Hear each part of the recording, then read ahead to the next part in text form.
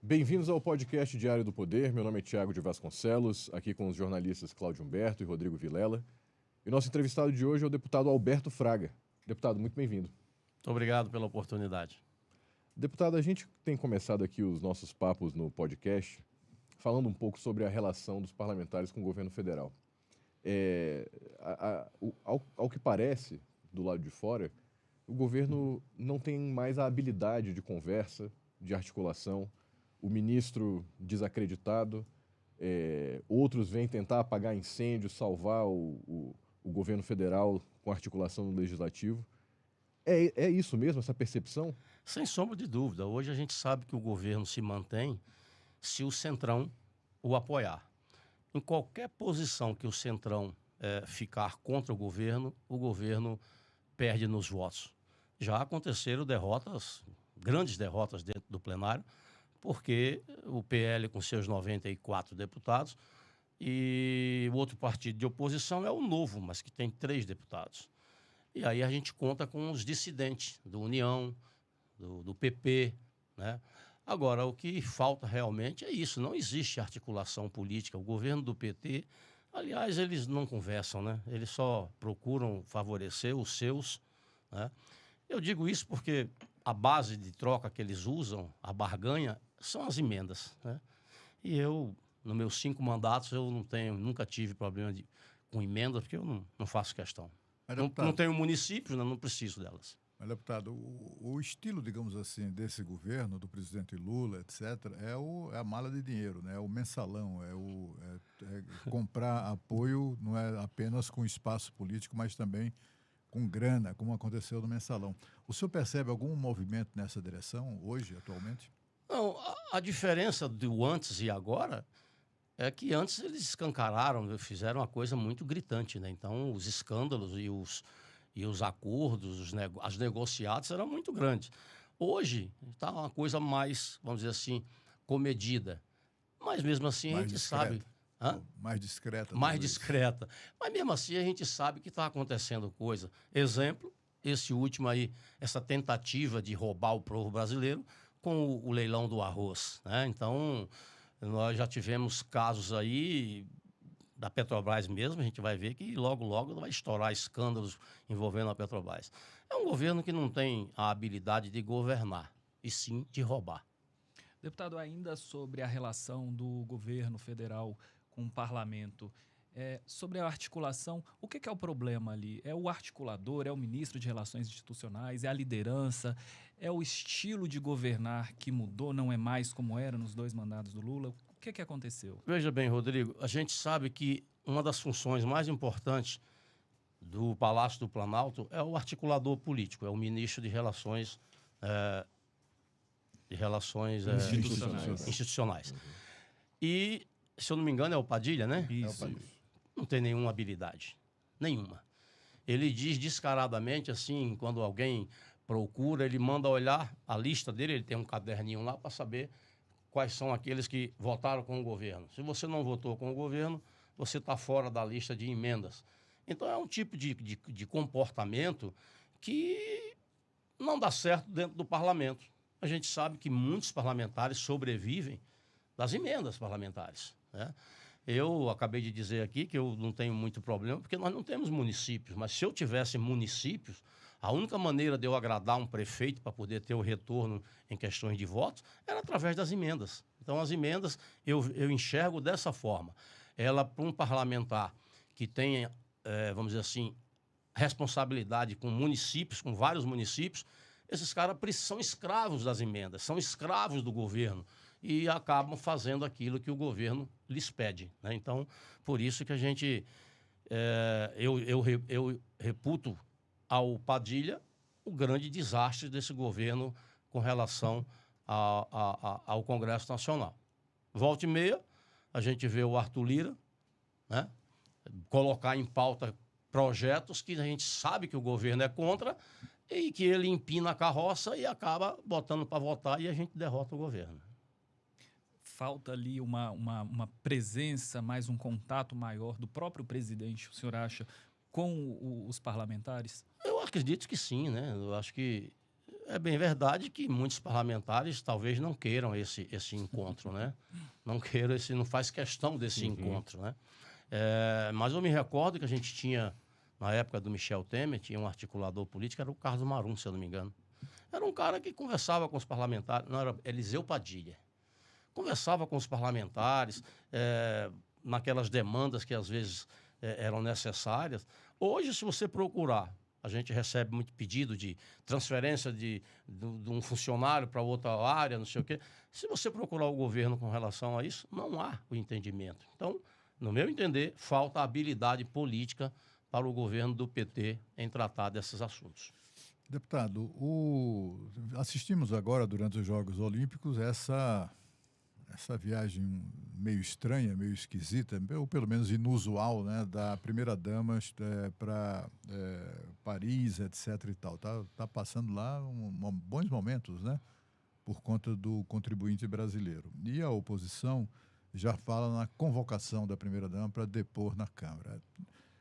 A política, até um pouco tempo, era uma política que buscava preservar as primeiras-damas. De alguma maneira, elas eram preservadas. Mas essa preservação começava em casa, né? Quer dizer, o próprio presidente retirava da primeira-dama qualquer forma, por exemplo, de comprometê-la, de constrangê-la, por exemplo, provocar algum tipo de constrangimento como esse.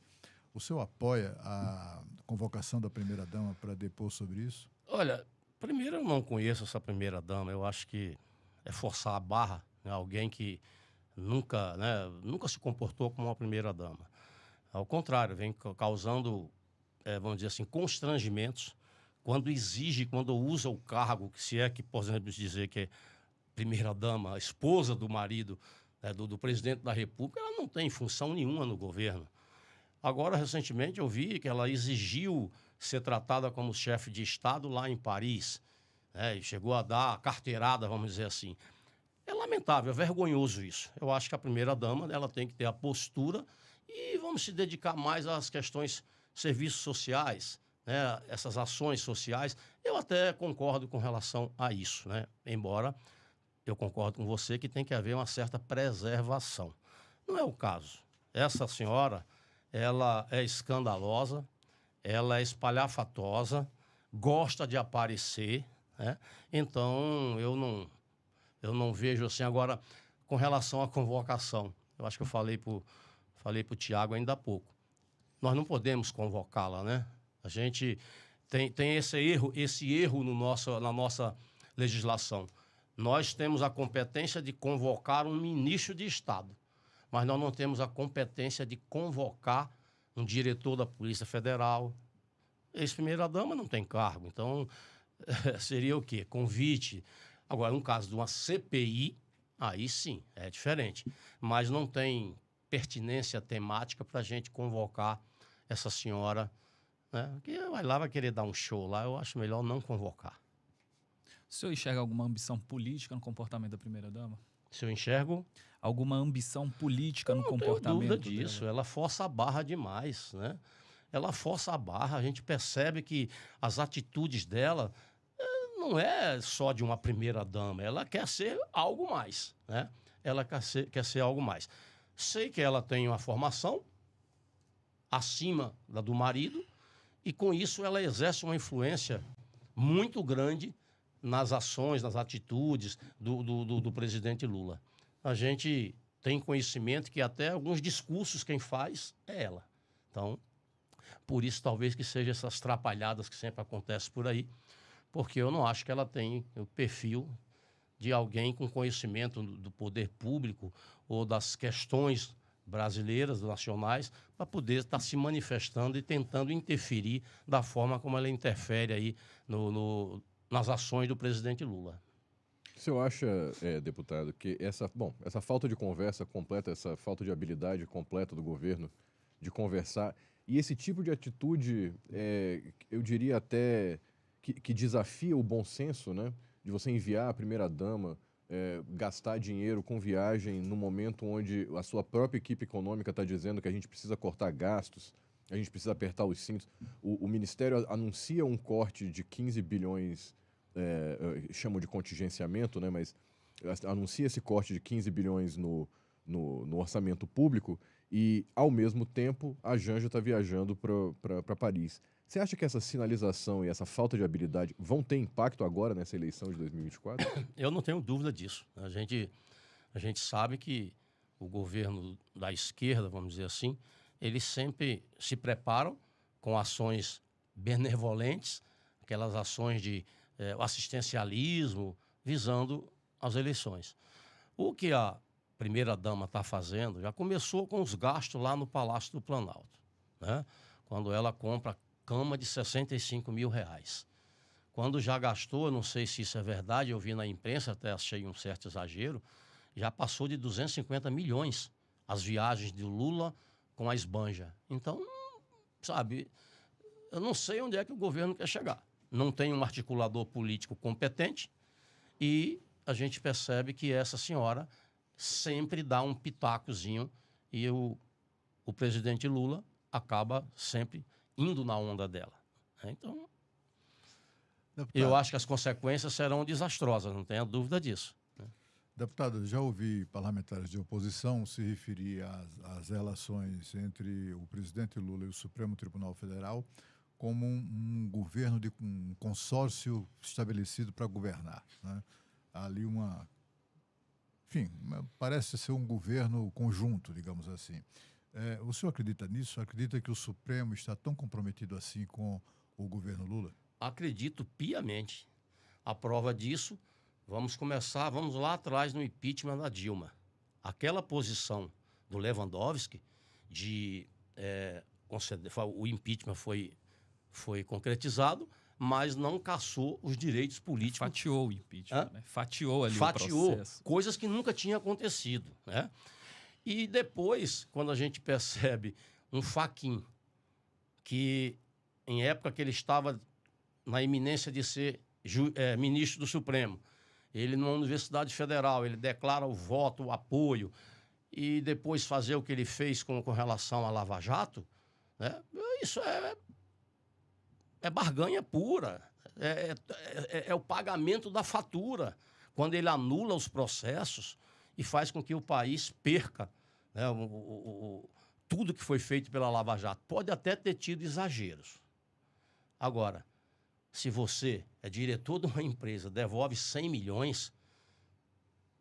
Gerente. Hã? Esse, no caso, ele era gerente. Não faz sentido você não ter mais anular essas coisas todas. Quer dizer, foi mais de 15 bilhões que foram recuperados, tal, e tudo isso foi para o lixo por causa do Supremo Tribunal Federal. Então, eu acho que numa Corte Suprema, onde tem 9 ministros, de 11, 9 foram indicados e têm relações muito íntimas com o PT.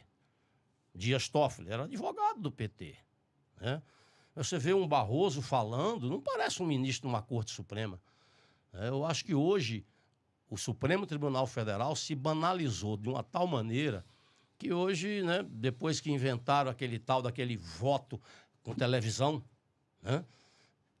Cláudio Humberto, eu sou formado em Direito, mas eu me recuso a acreditar que eu tenha que fazer um voto e demorar 8 horas lendo um voto. Não faz sentido. Quer dizer, é porque tem plateia, é porque tem televisão. E os caras se tornaram hoje protagonistas. Eles provaram, o Supremo Tribunal Federal provou esse protagonismo e não vão abrir mão.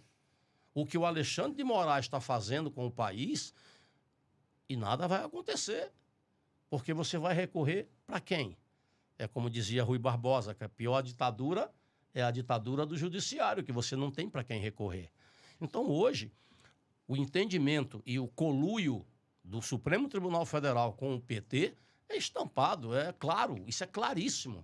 Agora, lamentavelmente, a única instituição que poderia fazer alguma coisa, se vir como um poder moderador das ações arbitrárias do que está acontecendo no Supremo, seria o Senado da República. Mas, infelizmente, isso não vai acontecer, porque a gente sabe que o rabo preso não permite, né, que as pessoas ali, que os senadores façam alguma coisa contra os ministros do Supremo Tribunal Federal. Isso é lamentável. O senhor não acredita que em algum momento o Congresso Nacional reaja a isso? Porque, para além da existência desse suposto consórcio tem as invasões de competência do Supremo Tribunal Federal em relação ao Congresso, né? Sobre marco temporal, liberalização de drogas, aborto, quer dizer, são temas que dizem respeito... Questão das armas também. Das armas, são temas que dizem respeito ao Congresso Nacional, que representa a sociedade, enquanto o Supremo se transformou numa espécie de poder... Legislador. Tutor, né? É como se tivesse uma tutela sobre os demais poderes e exercendo funções legisladoras. O Congresso não vai reagir a essa... A Câmara já fez o que podia fazer. Nós fizemos algumas reuniões mostrando que nós queríamos o cumprimento do artigo 49 da Constituição Federal, que diz respeito às prerrogativas dos parlamentares. Fizemos algumas manifestações em virtude exatamente da usurpação do Poder Legislativo pelo Supremo Tribunal Federal, nesses casos que você acabou de citar, marco temporal, discriminação das drogas. E eles estão atropelando, continuam atropelando. A gente reuniu uma comissão, fomos até o presidente do Senado, mas o presidente do Senado nada fez. Então, a Câmara tem se posicionado, tem reagido. Vários discursos contra o Supremo Tribunal Federal. O próprio Arthur Lira disse, não, nós não vamos aceitar, mas fica por isso mesmo, porque a competência de dar um freio de arrumação na Suprema Corte é o Senado da República. Eu duvido que se um processo de impeachment contra um ministro daquele tivesse pelo menos sido colocado em pauta, se eles não pensariam duas vezes. Estão abusando. Claudio Humberto, vocês sabem que a Suprema Corte é o guardião da Constituição. Agora, o que é que eles têm que agir? Isso é constitucional ou é inconstitucional? É constitucional ou inconstitucional? E não fazer o que eles estão fazendo. Eles pegam uma lei que foi questionada a constitucionalidade e eles modificam a lei, inclusive com atividades ou com ações que são inerentes ao Congresso Nacional. E está tudo errado. E a gente fica lá, eu um pouquinho mais experiente que os novatos que estão lá, eu digo, olha, está difícil a coisa aqui. Nós estamos, né, dando murro em ponta de faca, porque não existe uma ação do Senado da República contra o Supremo Tribunal Federal. E deputado, tem tido, desculpa, Rodrigo, que a gente tem tido notícias de algumas articulações por parte da oposição, bom, na Câmara com certeza em maior número, mas agora no Senado também, de tentar emplacar a votação da proposta de emenda constitucional para impor mandato a ministro do Supremo, ou pelo menos, no mínimo, algum outro desses projetos, como aquele que limita os poderes das decisões monocráticas dos ministros. Algum desses projetos tem chance de vingar? Tem. Eu acho que esse das decisões monocráticas, né? Eu acho que, no meu entender, eu acho inócuo também, porque não vale a decisão monocrática. Leva para o pleno. Quanto é que vai dar o resultado? 9-2. Não tem como. Então, não vai resolver absolutamente nada. O que eu acho que a gente tinha que ter a coragem era de fazer a toque de caixa, quando o Congresso quer, faz, colocar lá mandatos, e não ser vitalício, que aí o cara... Imagina você ter que suportar, essa é a palavra, eu ter que suportar um Zanini por 40 anos? Ou você tem dúvida que o Zanini é PT roxo? O Dias Toffoli, Barroso, Fachin, e por aí vai. Eu não gosto nem de falar dos nomes dessas figuras que... Então, eu acredito, sabe, que poderia ser feito alguma coisa. Agora, nós teríamos que ter o presidente do Senado liderando esse movimento. Senão, não adianta nada. A Câmara já fez, esperneou, fez de tudo que você possa imaginar. Não avançou em nada. Uma das propostas prevê aquela possibilidade de reversão de decisões do Supremo Tribunal Federal. O senhor crê também que essa possa avançar? Essa seria a melhor de todas. Uma decisão equivocada do Supremo, né? E eles estão fazendo isso constantemente, a casa ser reformadora, reformular aquela decisão.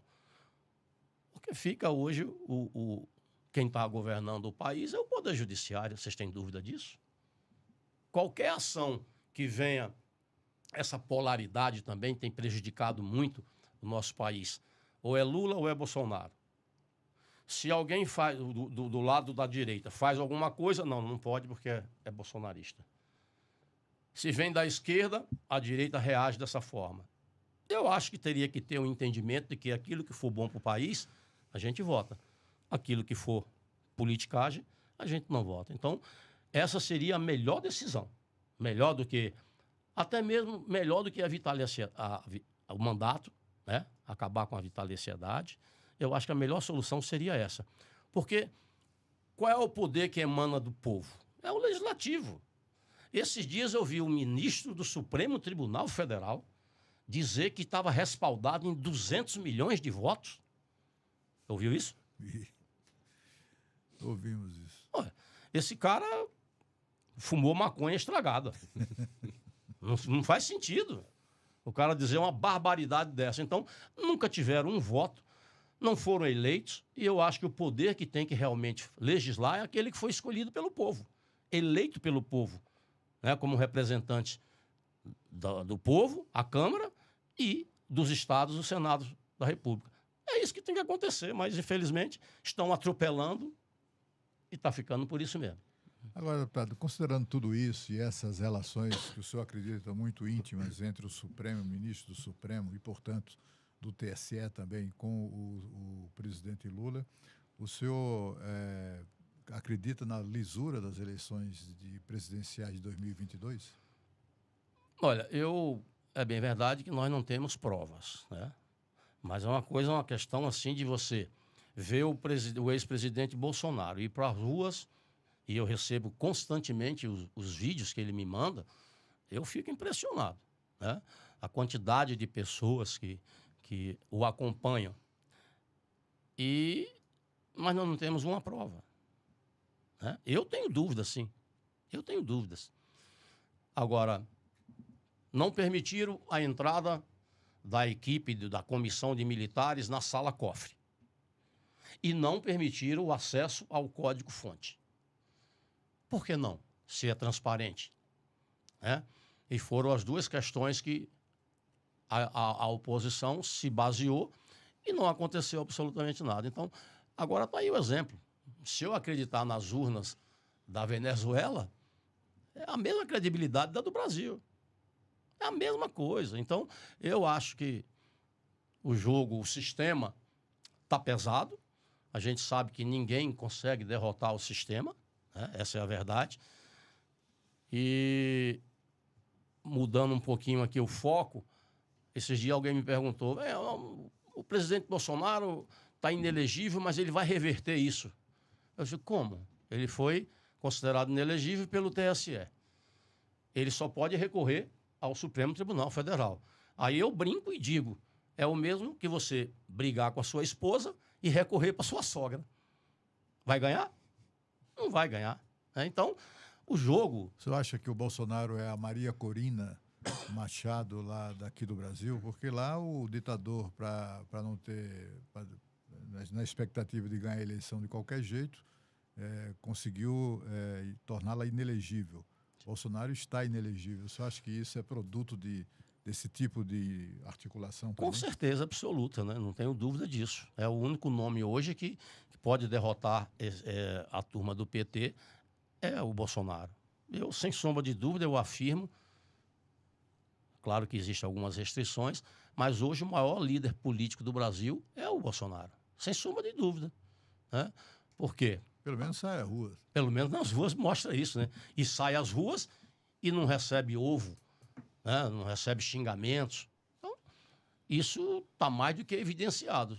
O senhor ainda chama ele de Cavalão? Chamo. Cavalão, e ele me chama de Pancrácio. Exatamente. Queria que o senhor contasse essa história que vem dos tempos de caserna, né? Nós fizemos o curso de Educação Física juntos, lá na Escola do Exército. E 1982. Os meninos aqui nem eram nascidos, né? Então, eu chamava de Cavalo porque ele era pentatleta. E era um excelente corredor de corrida de fundo, 10 mil. Fizemos uma maratona juntos, eu e ele. Os dois melhores corredores eram eu e ele. E eu o chamava de cavalo por causa dessa condição física dele. E me botaram o apelido de Pancrácio porque eu, numa luta de boxe, numa aula de boxe, eu falei para o capitão do Exército do Equador para a gente fingir que estava lutando, não precisava se machucar. Né? Rapaz, quando eu vacilei, o cara me deu um soco que eu quase fui a nocaute. Aí eu digo, você quer então brigar? Eu já tinha uma certa noção, aí eu massacrei ele. Bati mesmo, bati com gosto. Aí, tanto é que o professor, o capitão Wagner, ele parou a aula e deixou o pau quebrar. Aí pronto, botaram... E Pancrácio eram os antigos lutadores de boxe da Grécia. Aí me botaram esse apelido e até hoje. Se eu ligar para ele agora, ele fala Pancrácio. Eu digo, cavalo, é o seguinte, não tem jeito, né? É uma amizade de 42 anos, né? 42 anos de amizade.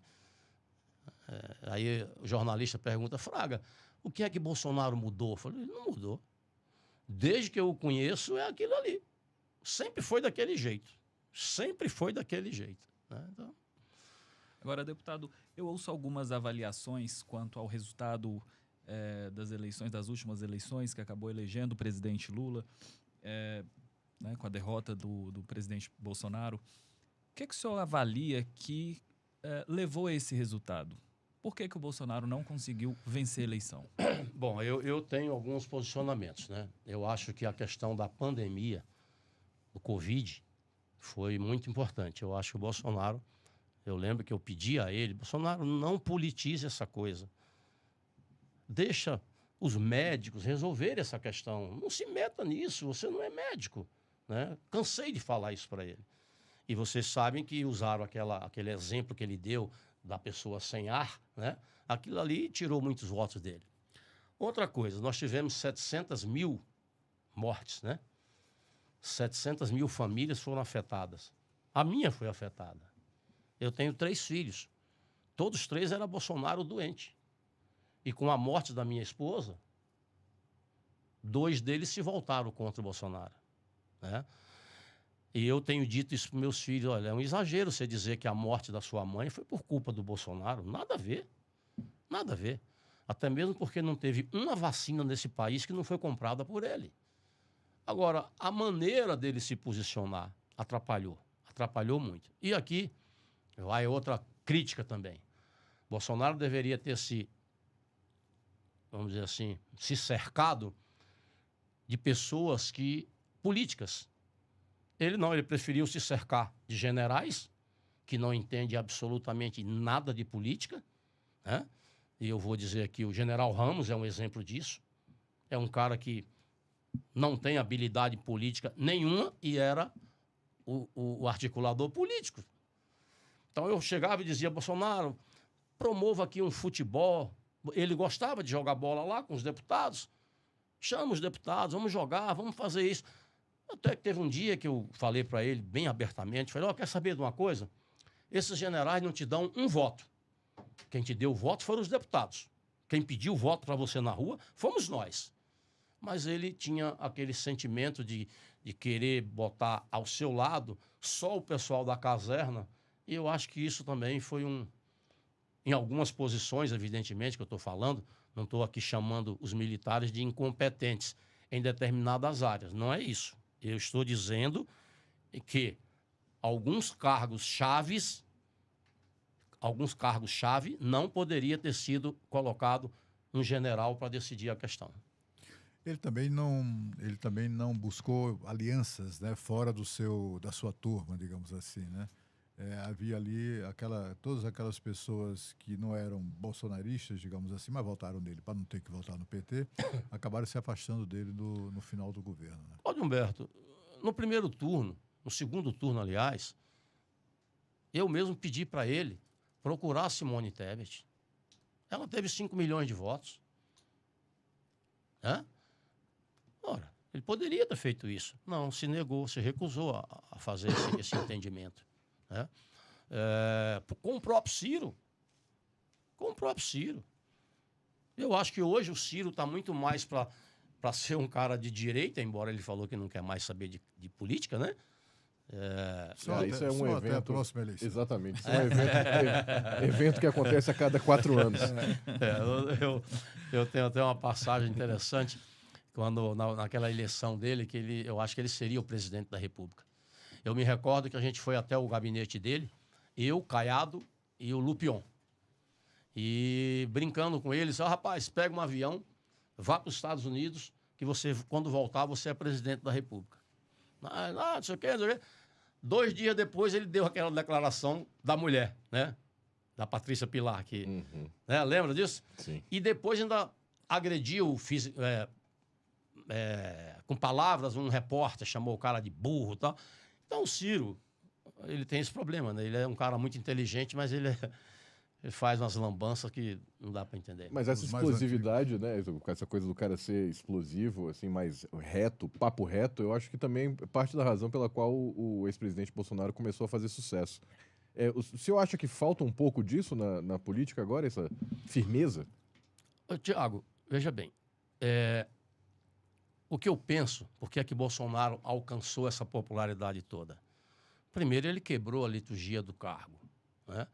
Nós nunca tivemos no nosso país um presidente comendo pastel na rua. Nós nunca tivemos um presidente chegando em determinado lugar e falando com o porteiro, falando com o policial na rua. Nunca tivemos. O Bolsonaro fez isso. E isso é que deu a popularidade para ele, né? Tanto é que hoje, onde ele chega, o povo quer realmente falar com ele. E quebrou essa coisa. Foi o que deu a popularidade dele, né? Foi um presidente bom? No meu entender, foi.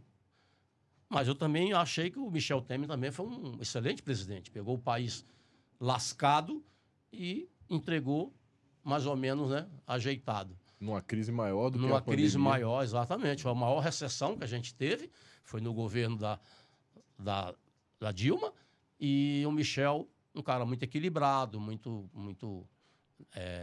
de muito bom senso, e conseguiu ajeitar as coisas. O Bolsonaro, ele quando... Eu me recordo que aqui em Brasília nós saímos para... Falei, vamos dar uma volta de moto? Vamos. Aí demos uma volta de moto. Aí levamos ele na Feira do Guará. Só que antes de chegar na Feira do Guará, ele falou, vamos dar uma parada aqui. Aí paramos ali em frente a uma barraquinha de frutas que tem ali em frente o zoológico. Cláudio Humberto, não demorou 5 minutos. Tinha mais de 300 pessoas em volta. As pessoas paravam os carros e iam lá para tirar foto. É uma coisa impressionante. Quando chegamos na Feira do Guará, foi até interessante que o governador Ibanez estava lá. Mas todo mundo só foi atrás do Bolsonaro, né, para falar com ele. E quando chegamos na Feira dos Importados, aí foi o que ele gosta. Sentamos naquela pastelaria, ele foi comer pastel e atendendo o pessoal. Qual foi o presidente no país que teve esse tipo de comportamento? Nenhum. E se expôs assim, porque na verdade se expôs, é verdade, você falou tudo. Corajosa. É, uma atitude corajosa. De se expor. E até hoje, né? Depois do que aconteceu, ele continua se expondo. Na verdade, Cláudio Humberto, eu penso que no nosso país, em qualquer país do mundo, quando se quer matar um presidente, mata. É difícil demais você evitar esse tipo de coisa. Bala não faz curva, né? Então, você com um bom fuzil de longe, você acerta. A não ser o que aconteça, o que aconteceu, né? Um milagre, né? No Trump. No caso do Donald Trump. Aquela né? do Trump foi uma coisa impressionante. Impressionante. Eu vi um registro indicando, inclusive, que a arma utilizada tinha uma mira. Eu nem sabia que existia esse tipo de mira. Uma mira inteligente, que não importa a habilidade do atirador, é secundária. Ela direciona para o alvo. A mira é que ajusta o tiro, né? E não o próprio atirador. O tiro pegaria, né? Mais ou menos entraria nessa região da face, e é exatamente quando ele faz isso, a bala passa aqui. É uma coisa... Inacreditável. Aí é onde a gente tem que falar realmente coisa de Deus. E eu lembro que quando as primeiras notícias saíram, eu falei assim, meu Deus, aquela bala pegou em alguém, pela trajetória. Aí depois é que veio... Muita gente, né? Muita gente atrás dele. Aí veio aquela morte do menino do bombeiro lá, que morreu com um tiro. Não, um tiro de fuzil, gente, não é brincadeira, não. Não é brincadeira, não. É verdade.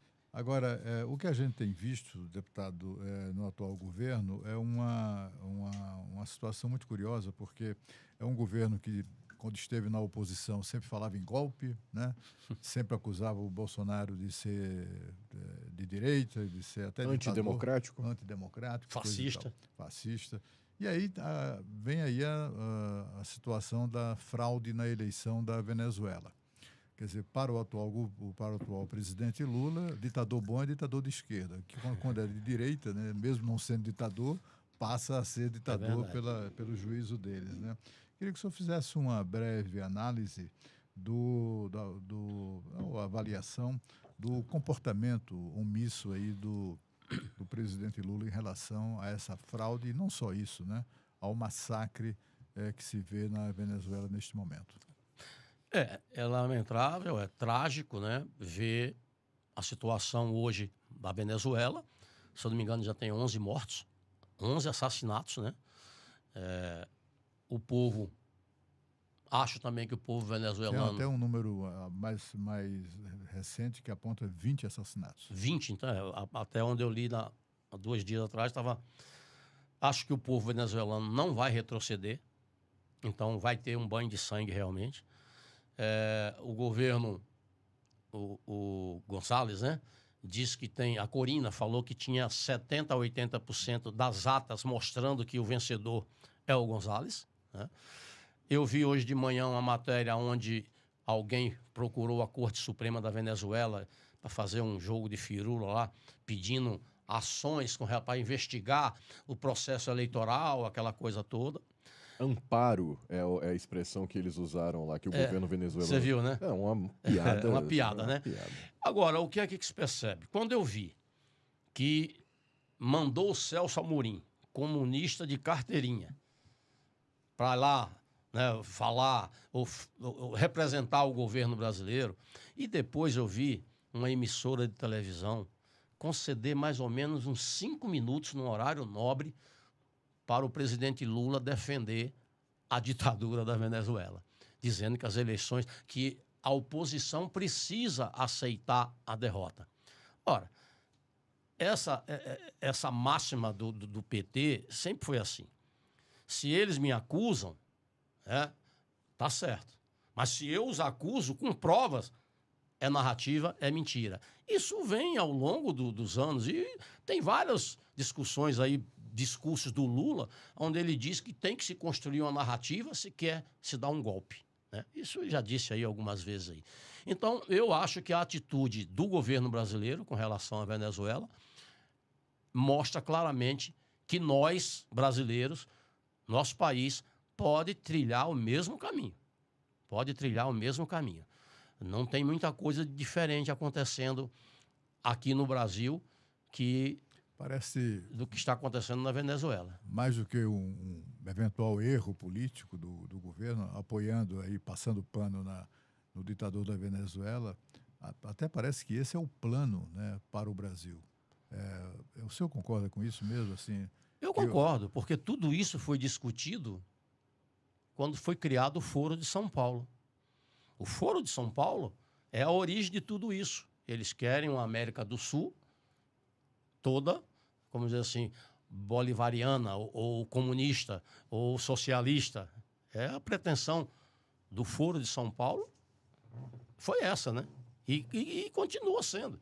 Pode ver que eles avançaram, mas parece-me que agora está começando a retroceder. Por quê?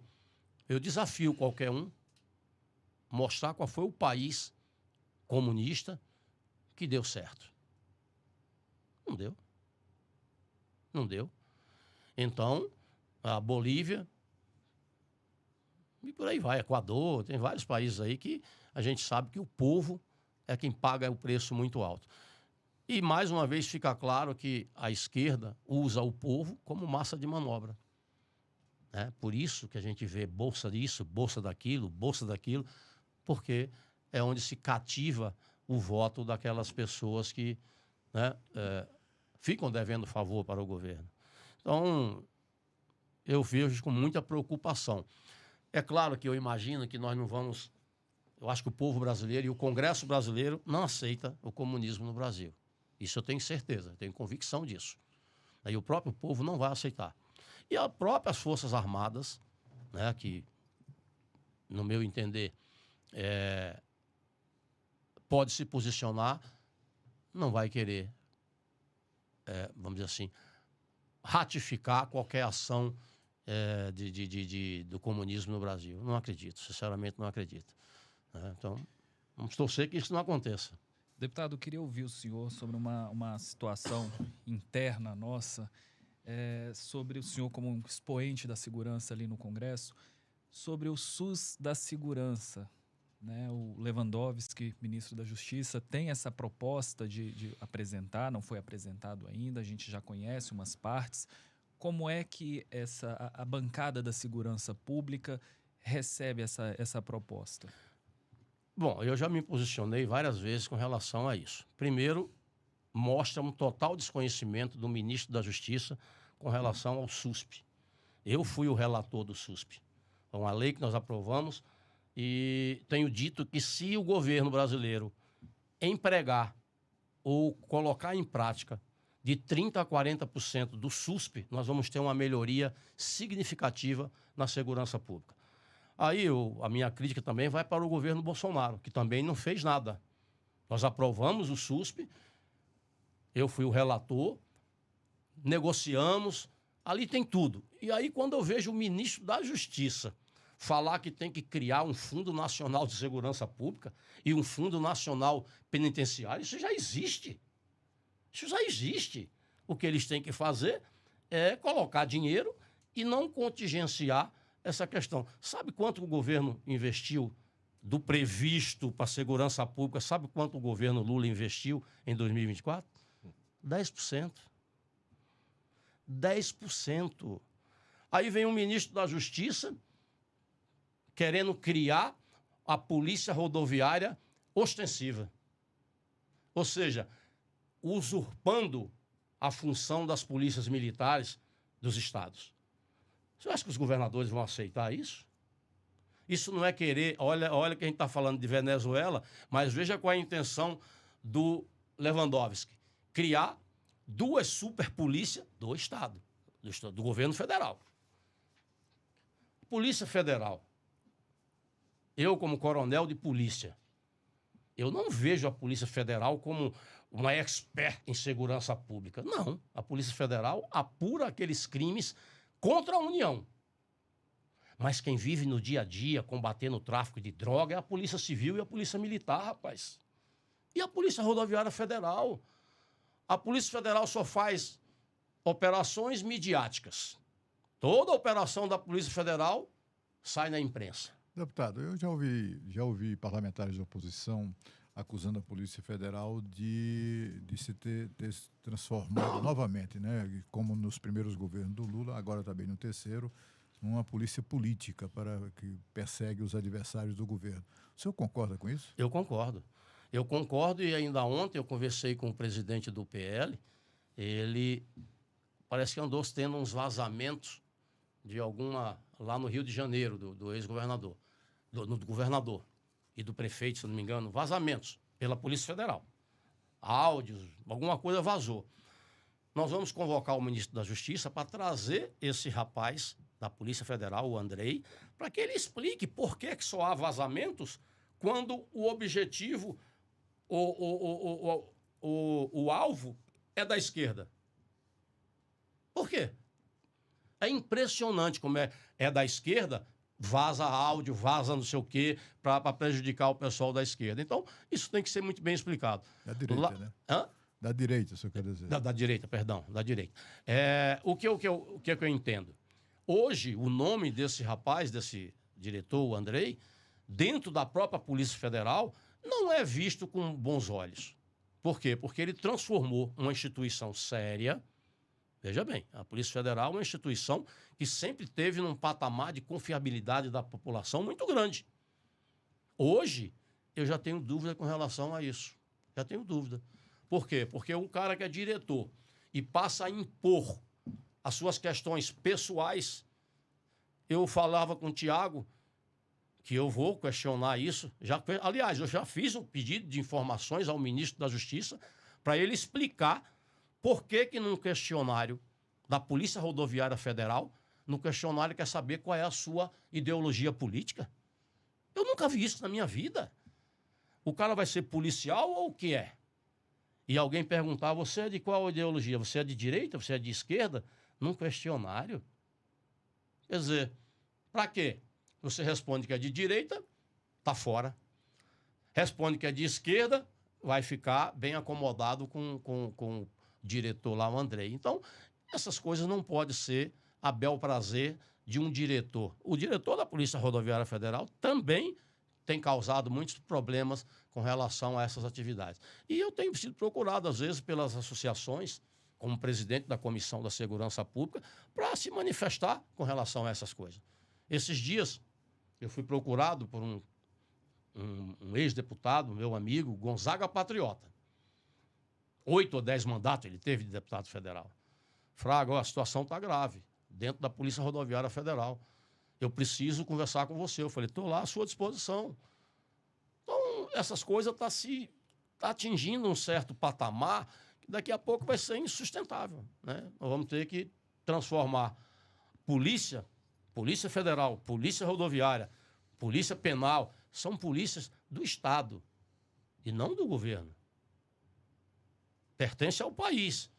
Os governantes passam, as instituições permanecem. Então, é isso que tem que ser colocado, né, como objetivo principal dessas instituições importantes para a democracia brasileira. Mas hoje é lamentável ver a Polícia Federal fazendo essas coisas, se preocupando com carteira de vacina do presidente da República e não sei o quê. Olha, não vou nem falar, porque são tantas as coisas que eles têm feito aí que tem dado bom dia a cavalo. Se não o presidente, os aliados do presidente estão todos sob investigação. Sim. Quando não é o presidente, são os aliados do presidente. É Deputado, verdade. sobre eleições, projetos eleitorais seus e também quais são as suas expectativas para 2026, tanto no Distrito Federal quanto no âmbito nacional. O senhor acredita que um candidato conservador tem chances efetivas, seja quem for, com apoio do Bolsonaro, ou se não será ele certamente, mas com apoio dele, de vencer a eleição? Eu acredito que sim. Aqui nós tivemos 70% dos votos, né, para o Bolsonaro. Eu acredito que se ele botar a mão em alguém, botar a mão no ombro, ele elege essa pessoa. Agora, a gente sabe que já existem acordos, né, da própria Celina com o grupo das mulheres e tal. Então, realmente, não acho que vai ter nenhuma novidade, né? Eu acho que o próprio governador atual vai para o Senado e já disse que vai apoiar a vice-governadora. O que eu entendo com relação à minha pessoa, eu já fui um deputado mais votado de Brasília por 2 vezes. E essa última eleição, para mim, foi uma tragédia. Eu caí de 155 mil votos para 29 mil votos. Então, eu tenho que enxergar isso como um aviso. Eu digo que as urnas não mentem. Se você pode observar, todo mundo. Eu tive, na minha primeira eleição, em 98, 23 mil votos. Depois fui para 29. Depois fui para 98 mil. Aí fui para o Senado, 521 mil votos. Depois voltei para deputado federal, 155 mil votos. Fui para governador. Acho que eu acho que eu seria o governador em 2018. Se não fosse aquela trairagem, aquela sacanagem de arrumarem uma condenação faltando 4 dias para a eleição. Para depois eu ser absolvido por unanimidade, isso mostra que me tiraram a eleição no tapetão. No mínimo, eu estaria no segundo turno, Cláudio Humberto. No mínimo. Né? E, no entanto, eu caí. Aí fico 4 anos fora, venho para deputado federal e 29 mil votos. Eu tenho que estar preocupado. Por isso que eu quero dizer, não sei, é bem provável que eu ou venha candidato a deputado federal, ou, vamos dizer, se tiver uma boa conversa com o Bolsonaro. Majoritário, uma coisa assim. Aí eu tenho que respeitar, porque hoje, né, a Bia foi quem me puxou, teve 200 mil votos e tal. Eu acho que, numa questão de coerência, ela que tem que ter essa prioridade. É bem verdade que, se eu tiver pesquisa de opinião pública, eu quero ver como é que está o meu desempenho. Eu tenho certeza que eu sou um deputado no Congresso atuante, né? Eu tenho certeza disso. E não acredito que numa próxima votação eu tenha a quantidade de votos que eu tive no passado. Porque eu mesmo, foi uma surpresa tão grande que eu conversava com a Bia um dia antes da eleição e ela dizia, Fraga, você vai fazer uns 100 mil, eu vou fazer 120 mil votos. Todo mundo me dava como um deputado bem votado. E, de repente, fui surpreendido com aquela quantidade de votos, né? Então, eu preciso esperar 2025 para mim poder me posicionar. Um apoio do presidente Bolsonaro, todo mundo sabe que, pelo nosso grau de amizade, é muito importante. Outra coisa que pode ter me prejudicado foi aquele afastamento que eu tive do presidente Bolsonaro, quando minha esposa morreu, né? E a gente sabe que o bolsonarista, ele é danado. Eu acho que ele é mais, assim... enraizado do que o próprio PT. Então, vamos ver. O futuro a Deus pertence. Mas e no plano nacional? Como o senhor prevê aí a eleição presidencial? Se o meu candidato é o Bolsonaro. Se o Bolsonaro não for candidato a presidente da República, o meu candidato chama-se Ronaldo Caiado, que é um cara de posições. A gente brinca, diz que é um Bolsonaro educado. Então, eu acredito muito no Ronaldo Caiado. Está aí o exemplo que ele está dando em Goiás, né? É o exemplo que está dando em Goiás. E hoje, Claudio Humberto, sem sombra de dúvida, o assunto segurança pública é o que a população brasileira quer. Viver com segurança, viver em paz, coisa que hoje não acontece, né? E eu tenho certeza que o Caiado, presidente da República, vai fazer uma reviravolta nessa segurança pública. Não dá mais para conviver com esse excesso de benefício de preso.